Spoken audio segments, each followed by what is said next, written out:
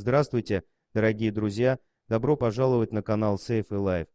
Эта история началась в 2003 году, когда фотограф Ник Дженс, прогуливался со своим лабрадором возле замерзшего озера на окраине города Джуна, штат Аляска, США. Неожиданно у кромки озера человек увидел волка, который стоял и пристально смотрел на него. Ник специализировался на съемках дикой природы и много раз фотографировал волков с безопасного расстояния. Он стал медленно отходить, беспокоясь о том, что волк может напасть на его собаку. И вдруг лабрадор сорвался с места и побежал прямо на волка. Ник пытался отозвать пса, но тот продолжал сближаться с диким животным. Хозяин в ужасе замер, ожидая схватку, но то, что произошло потом, стало сюрпризом даже для опытного фотографа. Собака и волк начали играть в догонялки. Ник отошел от шока и поскорее навел на животных камеру. Вскоре волк забежал в лес, но не спешил уходить, он продолжал показываться между деревьев, приглашая своего нового друга поиграть. С тех пор одинокий волк стал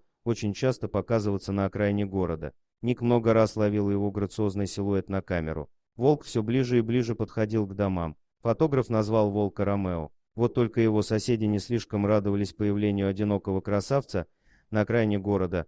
Они опасались, что волк станет нападать на собак или даже на детей. Но Ромео продолжал все ближе подходить к людям, и вскоре они уже не боялись его присутствия. Он явно не собирался охотиться на людей. Казалось, что волку, который по какой-то причине оказался отделен от стаи, просто хотелось общения. Вскоре многие жители Джуна уже тоже хотели пообщаться с дружелюбным хищником. Вместе со своими питомцами они часто навещали Ромео в его любимом месте парке Менденхолл-Глассер. Люди приводили с собой питомцев, и Ромео с удовольствием заводил новых друзей. Волк даже начал подражать собакам и иногда играл с людьми. 6 лет Ромео оставался неофициальным символом города, любимцем жителей и источником вдохновения для фотографов. Когда его одинокий силуэт перестал встречать людей у озера, они с грустью поняли, что Ромео покинул этот мир навсегда. Люди решили, что Ромео заслуживает, чтобы о нем помнили. Теперь людей у озера встречает вот такая памятная табличка напоминания о необыкновенном, дружелюбном звере, который стал вдохновением для всего города. Спасибо за просмотр, подписывайтесь на канал, где вы найдете еще много интересного, а также ставьте лайки и пишите комментарии, что думаете по поводу этой истории.